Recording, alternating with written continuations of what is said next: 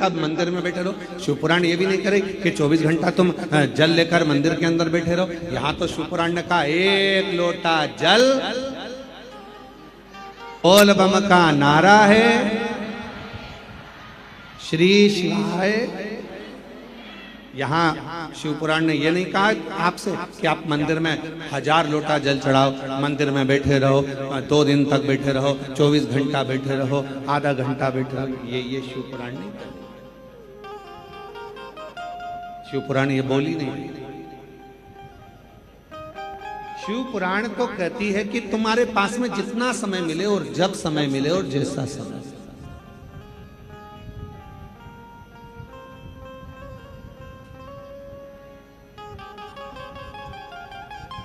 जितना समय तुमको मिले, आधा घंटा, 10 मिनट, 5 मिनट, 2 मिनट, 1 मिनट, बस उतना उसका सुमिरन कर।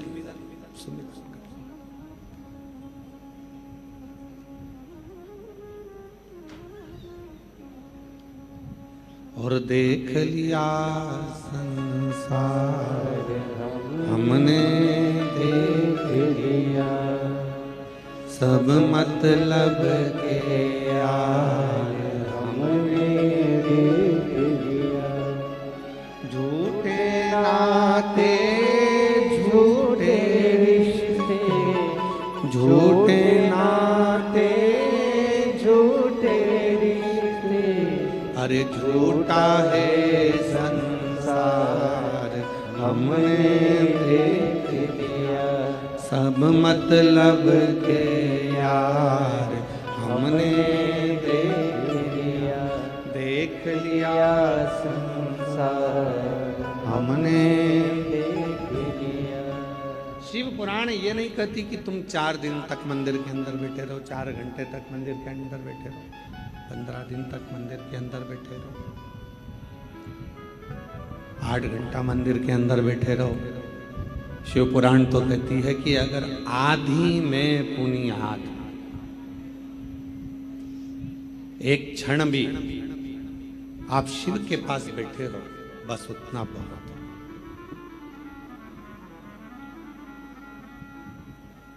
एक बात पूछें, जरा उत्तर दीजिएगा।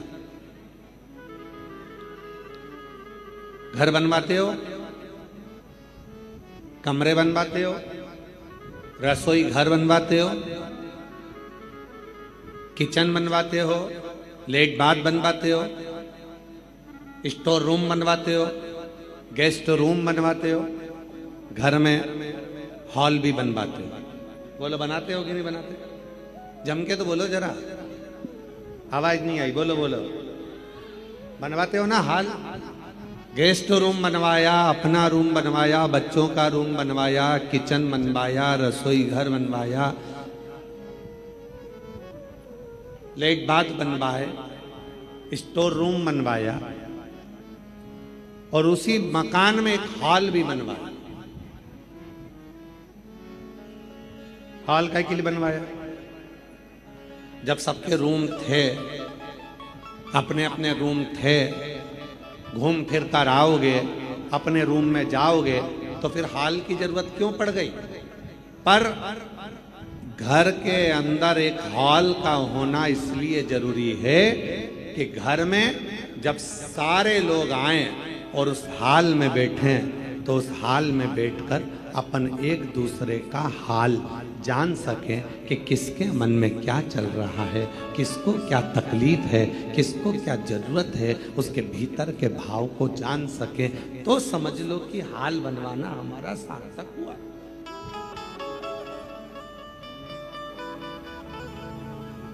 अब यहां भाई भाई का हाल नहीं जान रहा, जेठानी देवरानी का हाल नहीं जान रही, देवरानी जेठानी का हाल नहीं जान रही, भाई बहन का हाल नहीं जान रहा, बहन भाई के हाल नहीं जान रही। क्या तकलीफ है, क्या कष्ट है, क्या प्रॉब्लम है, हम पूछ ही नहीं।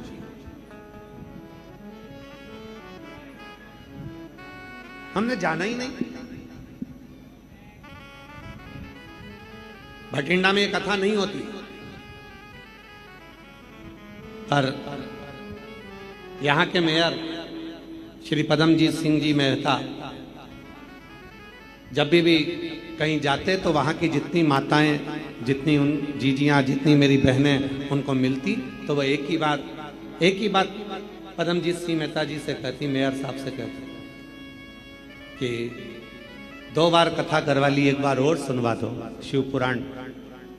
तो पदमजीत सिंह मेहता जी ने फिर उनके पिताजी से कहा, अमरजीत सिंह मेहता जी से, और फिर अमरजीत सिंह जी ने और फोन लगाया कि एक कथा हमारे भटिंडा में होना है, हमारा भटिंडा पूरा चाहता है कि शिव महापुराण की कथा हो और भगवान शंकर की अविरल भक्ति याद आ रही।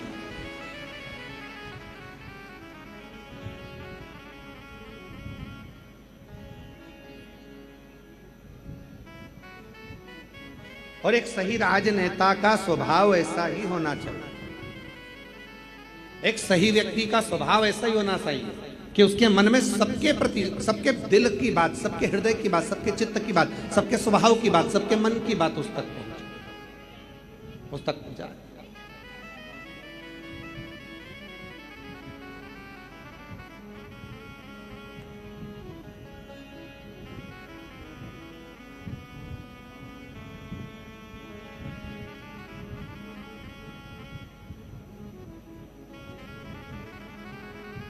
भटिंडा को झीलों की नगरी भी कहते हैं।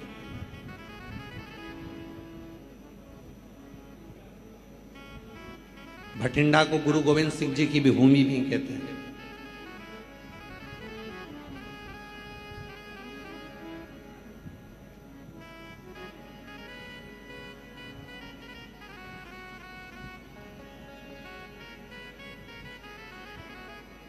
इस भूमि को समझना, इस भूमि को जानना, इस भूमि के विचारों को जानना, ये हमें होना चाहिए।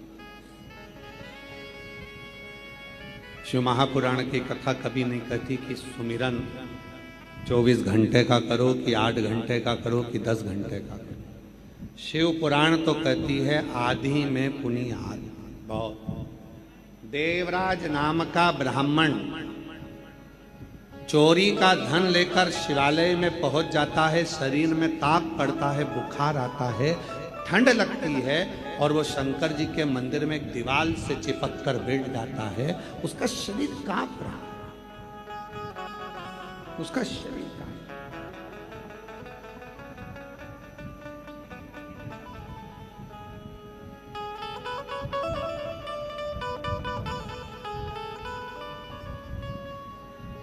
कितनी देर का भजन किया उसने, कितनी देर का स्मरण किया उसने।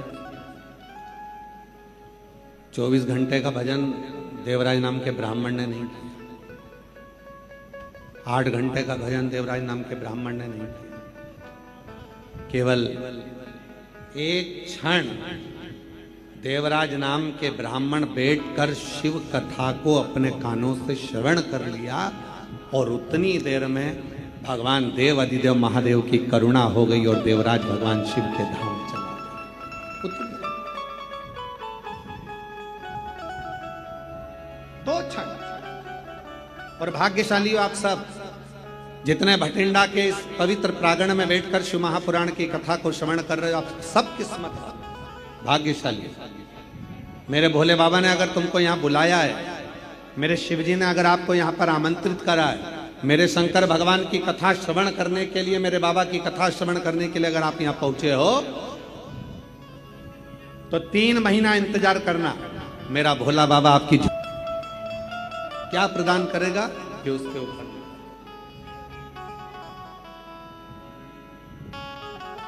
तेरे दरबार की बाबा निराली शान देखी, तुझे देते नहीं देखा पर झोली भरी,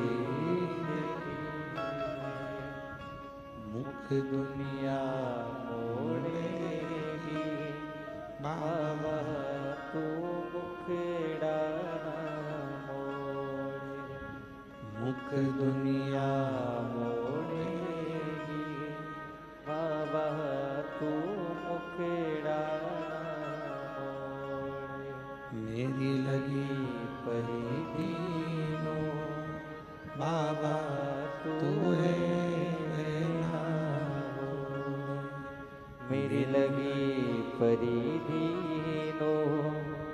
बाबा तूए वेला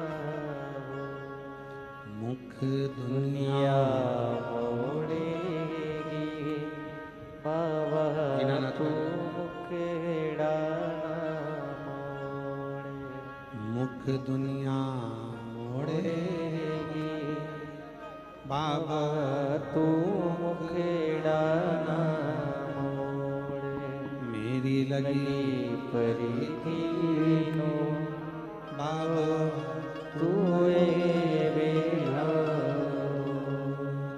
मैनू लगी परिधीनो बाबा तूए वेला शिव को बहुत घंटों की पूजन, कोई कहे कि मैंने 8 घंटा पूजन करता हूं, शिव मिल जाए। देवराज का चरित्र सुना दीजिए, मात्र एक क्षण की पूजन शिव को प्राप्त करा देती। एक क्षण प्राप्त कर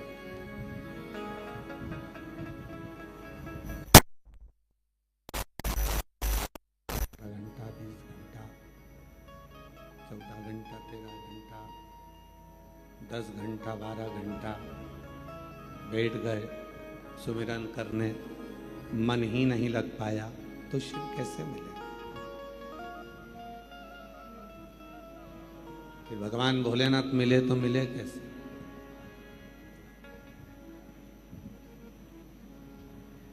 एक क्षण बहुत है।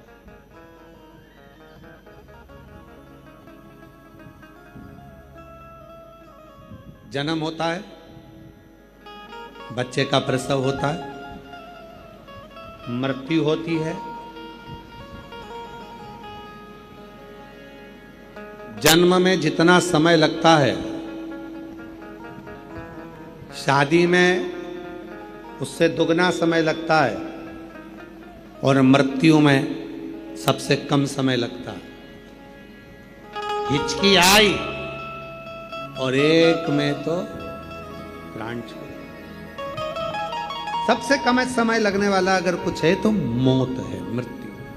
समय एक लगेगा, चुटकी का समय लगेगा, चलेगा। एक क्षण में प्राण छूट जाए, एक क्षण।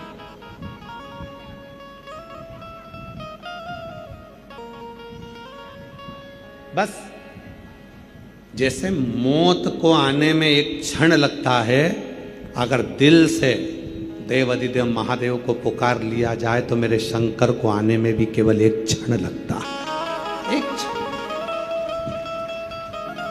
ज्यादा नहीं, एक क्षण।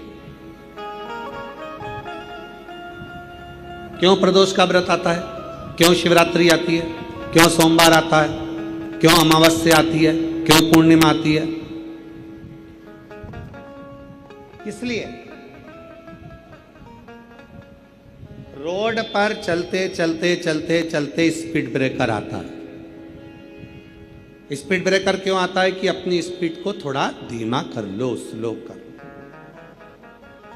थोड़ा धीमा करो, थोड़ा स्लो करो। स्पीड ब्रेकर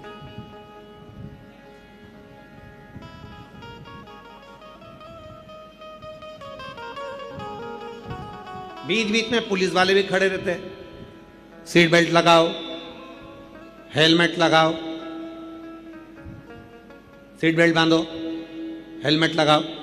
बीच बीच में पुलिस भी खड़ी रहती है। किसके लिए?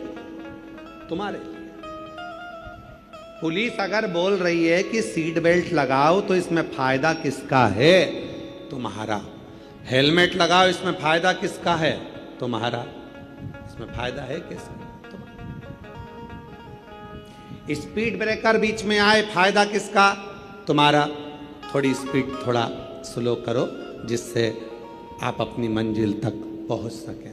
शिव पुराण की कथा कहती है जैसे प्रदोष आए, जैसे शिवरात्रि आई, जैसे सोमवार आए, जैसे सोमवार आया, प्रदोष आया, शिवरात्रि आई, ये सब हमारे सामने आते हैं कि हमारे जीवन की जो स्पीड है वो थोड़ी सी कम कर कर थोड़ा सा समय परमात्मा को देना प्रारंभ करें, जिससे हमारी जिंदगी के जितने दुख आते हैं वो एक ना एक दिन हमारा ईश्वर, हम जिसको भजते हैं। शिवपुराण ने ये नहीं कहा कि तुम केवल मुझे भजो, शिवपुराण ने यह भी नहीं कहा कि तुम केवल राम को भजो, शिवपुराण ने यह भी नहीं कहा कि तुम केवल कृष्ण को भजो, शिवपुराण ने यह भी नहीं कहा कि केवल शंकर को भजो। शिवपुराण तो यह कहती है कि तुम्हारे हृदय में जो रब है, तुम्हारे हृदय में जो ईश्वर विराजमान है, तुम जिसका भजन करते हो, तुम जिसका स्मरण करते हो, उसके प्रति अपनी चित्त वृत्ति को इतनी प्रबल कर लो कि एक दिन अंत समय में वही ईश्वर तुम्हारे सामने आकर खड़ा हो जाए और तुम्हारे दुख को मिटाकर चला जाए। वही ईश्वर, वही ईश्वर। एक पत्र है, अच्छा है, पहला पत्र है, जिसका भी है उसको साधुवाद है। पूरे डॉक्टरों की लिस्ट लगा दी उन्होंने बहुत सारी, पर पहला पत्र है।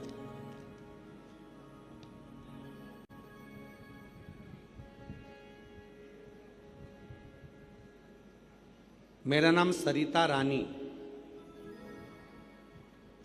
एलईडी पर चल रहा है पत्र एलईडी पर चलेगा, आप लोग उस पत्र को पढ़ सकते हो। पूरे डॉक्टरों की रिपोर्ट लगाई गई है और बहुत सारी रिपोर्ट पूरे डॉक्टरों की लगाई। मेरा नाम सरिता रानी, पति का नाम पवन कुमार। हम पीली बंगा मंडी जिला हनुमानगढ़ से आए हैं। कहीं बैठे हों तो हाथ हिला सकती हैं। आए हैं, आ जाओ। हाँ ठीक है, आ जाइए आ जाइए। मेरा नाम सरिता रानी, पति का नाम पवन कुमार। हम पीली बंगा मंडी जिला हनुमानगढ़ पोस्ट निवासी हैं। गुरुजी, एक लोटे जल और पशुपति व्रत का क्या वर्णन करूं? मेरी शादी को 18 साल हो गए पर कोई संतान का सुख नहीं मिला। गुरुजी, सब जगह डॉक्टर को भी दिखाया और आईवीएफ भी करवाया, पर सब जगह से यही जवाब मिलता था कि तुम कभी संतान नहीं हो सकते। आईवीएफ भी फेल हो गए। फिर समय निकलते निकलते निकलते निकलते 5 साल, 8 साल, 9 साल, 10 साल, 15 साल, 18 साल हो गए। 18 साल हो गए और 18 साल होने के बाद किसी ने, मेरी ननंद जो जयपुर में रहती है, हमारे घर आई और ननंद जयपुर से हमारे घर आई और कहा तुम प्रदीप मिश्रा जी कथा सुनाकर पशुपति व्रत करो, तुम्हें संतान जरूर होगी। हम दोनों पति पत्नी उस दिन से ही कथा सुनने लगे और हम दोनों ने पशुपति व्रत किया। सफ़ेद आंकड़े की जड़ का प्रयोग किया और हम सीहोर कावड़ यात्रा में कावड़ भरने चले गए। कावड़ भर कर आए, वहाँ का जल चढ़ा हुआ लेकर आ गए, उस जल को पी लिया। किसी ने कहा कि जब कथा आए, टीवी पर कथा सुनते, आसन से उठते तो वहाँ की मिट्टी को अपने गर्भ से लगा लेते। बाबा की ऐसी कृपा हुई, जहाँ 2 बार का आईवीएफ फेल हो गया, सारे डॉक्टरों का इलाज फेल हो गया। आखिरी में आईवीएफ करने वाले डॉक्टरों ने भी कह दिया कि तुम माँ नहीं बन सकती हो। तब भोले बाबा पर भरोसा कर कर शिव पुराण की कथा सुनती और बाबा की कृपा से 5 जुलाई 2024 को बाबा ने मेरे घर में पुत्र रत्न की प्राप्ति करा दी। मैं बाबा को यहाँ प्रणाम करने के लिए आया। 18 साल के बाद, 18 वर्ष के बाद,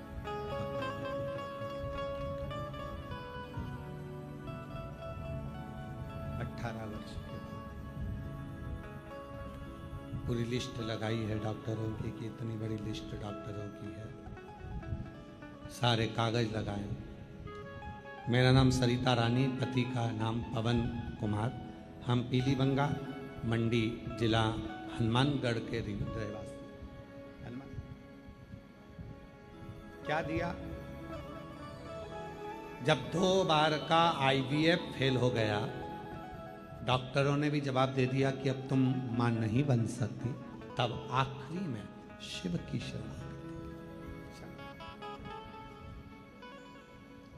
और जो दिल से मांगोगे वो दिल से दे देगा, जो दिल से मांगोगे वो दिल से दे देगा।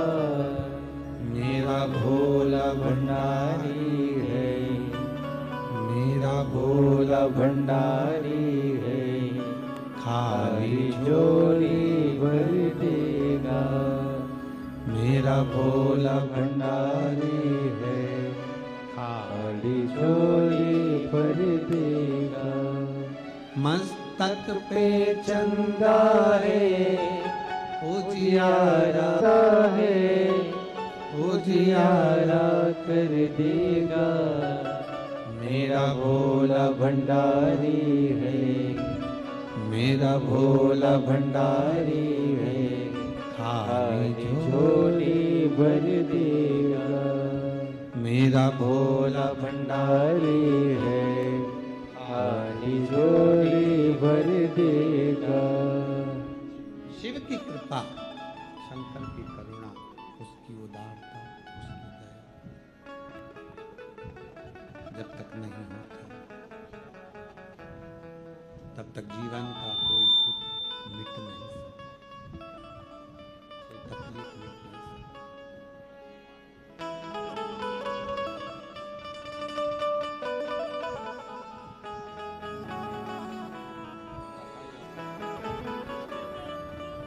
बाबा की आजान दो उनकी बेटी।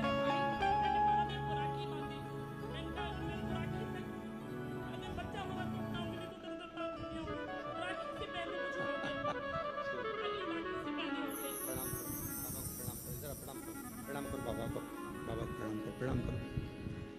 या हर हर महादेव बोलो, हर हर महादेव बोलो, हर हर महादेव। 18 साल के बाद हुआ है, एक बार जोरदार ताली बजा। बेटे का नाम शिवाय रखा है, एक बार जोरदार ताली बजाकर साधुता।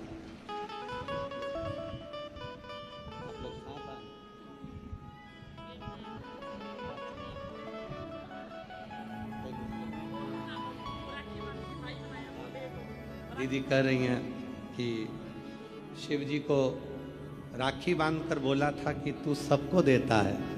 डॉक्टर ने IVF कर कर भी बोल दिया था कि तू मां नहीं बन सकती, पर उसकी कृपा से 18 साल के बाद बाबा ने दिया। हर हर मेरा भोला भंडारी है, खाली झोली भर देगा। मेरा भोला भंडारी है, खाली झोली भर देगा। मस्तक पे गंगा है, वो शीतल कर देगा। मस्तक पे गंगा है, वो देगा। मेरा भोला भंडारी है, मेरा भोला भंडारी है, खाली झोली भर देगा। मेरा भोला भंडारी है, खाली झोली भर देगा। उसकी करुणा होना चाहिए। जैसे बहन ने रिश्ता बनाया कि शिव जी को भाई बना लिया, सबकी सुनता है, मेरी भी सुन। हम आप लोगों से भी कहते हैं एक संबंध शिव जी से जोड़ लो, एक संबंध शंकर जी से जोड़ लो, पिता मान लो उसको। शिव पुराण की कथा में आया करो तो ये कहकर आया करो घर वालों को कि मैं मायके में जा रही हूं, 7 दिन अपने बाप से मिलूंगी और मेरा पिता मुझे कुछ देकर भेजेगा, ये निश्चित।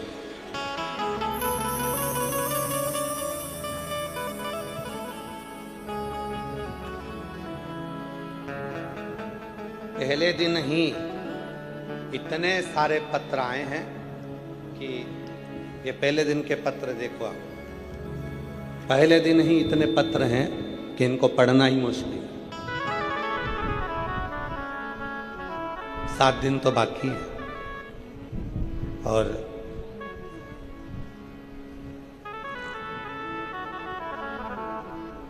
अगले पत्र की भी तैयारी है। जितने यहां बैठे हो 3 महीने बाद तुम भी कहीं ना कहीं की कथा ढूंढ रहे होगे कि एक पत्र हमारा भी लिख कर भेजना है, हमारे बाबा ने हमको भी दे, हमको भी दे।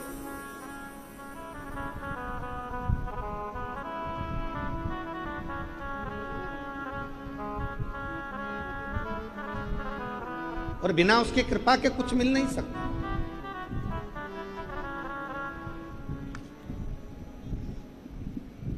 उसकी जब तक करुणा ना हो, उसकी जब तक कृपा ना हो, तब तक कुछ नहीं, कुछ नहीं।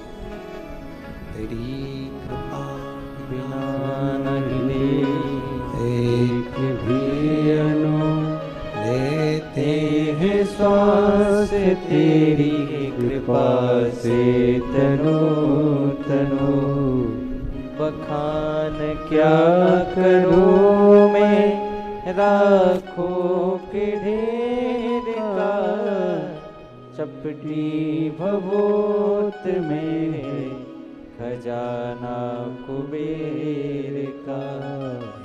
गंगधार मुक्ति द्वार ओमकार तू, भोले ओमकार तू। आयो शरण तिहारी शंभो तार तार तू। एक अंश मात्र भी, एक कण मात्र भी उसके बिना कुछ नहीं हो सकता। बुलाया उसने, सुनाया उसने, देगा भी वही, करेगा भी वही।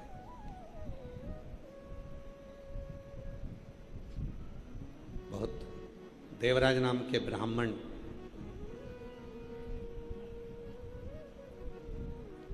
पत्नी अच्छी सुंदर थी, व्यवहारिक थी, स्वभाव में अच्छी थी, फिर भी पर स्त्री का संग पकड़ लिया था।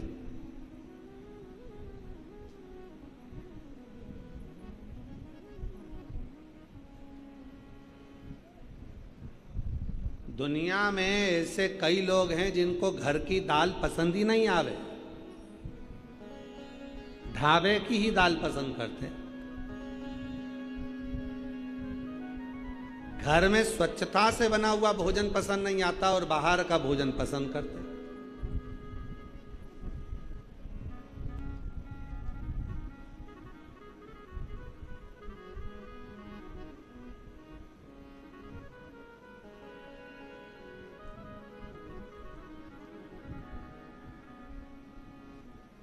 और हमारा नियम है, मान लो कहीं किसी स्थान पर गए और हम एक बार की बात है, बहुत पुरानी नैमिषारण्य एक बार गए तो वहाँ रात्रि के समय पर पहुँचे, रात का समय था।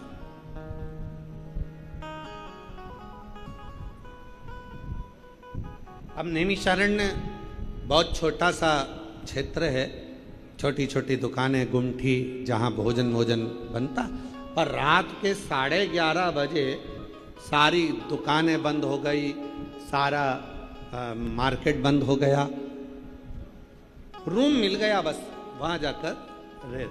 अब भूख लग रही बहुत तेज, कहाँ जाए, किस स्थान पर जाए। बैठे, मन में भाव आया कि बाबा जिस जगह पर हम ठहरे हैं यहाँ आसपास में तो कुछ दिख नहीं रहा है, कुछ भी नजर नहीं आ, केवल एक साइड में एक गुरुद्वारा था, गुरुद्वारा। कोई जगह पर भोजन नहीं मिला, सब बंद पड़ा।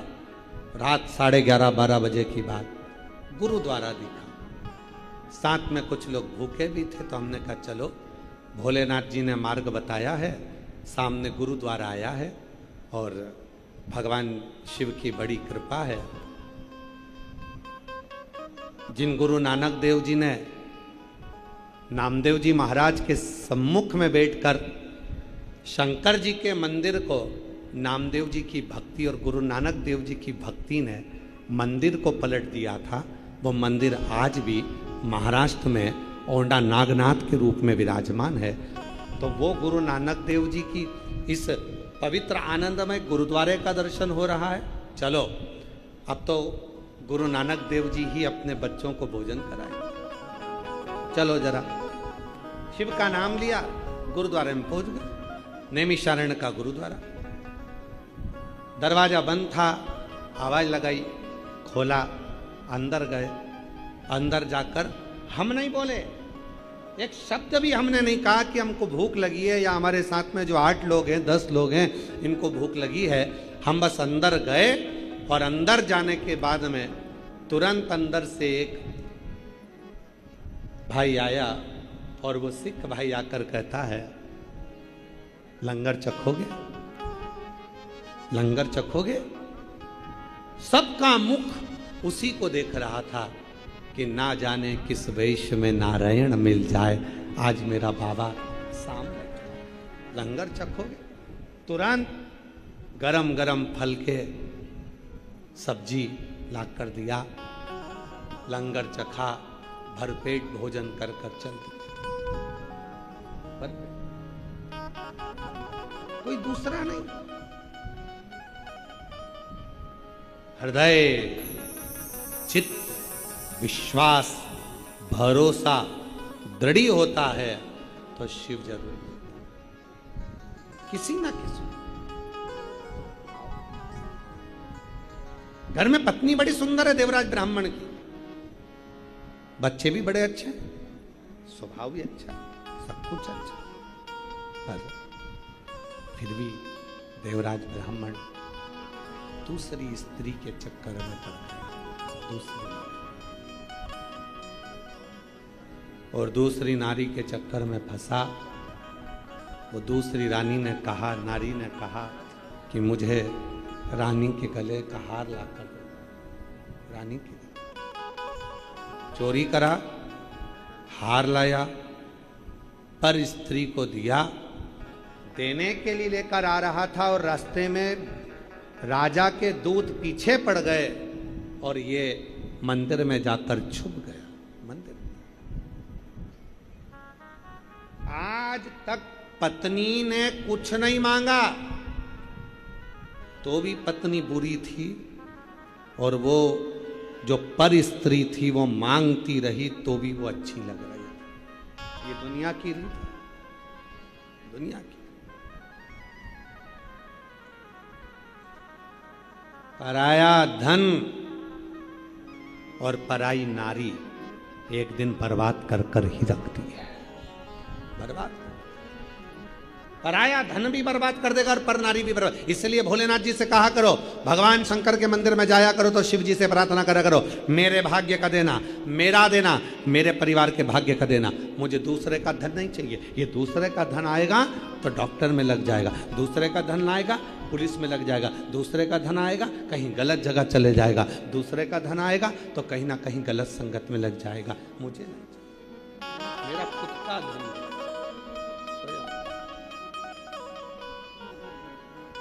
मेरा स्वयं का, मेरे कर्म का, मेरे भाग्य का मुझे दीजिए। और मत बुरे कर्म कर बंदे, बोलो बोलो सब साथ में बोलो, अरे मत बुरे कर्म कर बंदे वरना पछताएगा, भगवान की आंखों से तू बच नहीं पाएगा, तू बच नहीं पाएगा। अरे ओ अज्ञानी मत कर नादानी, अरे ओ अज्ञानी मत कर नादानी, तेरे कर्म का फल भी तू ही पाए।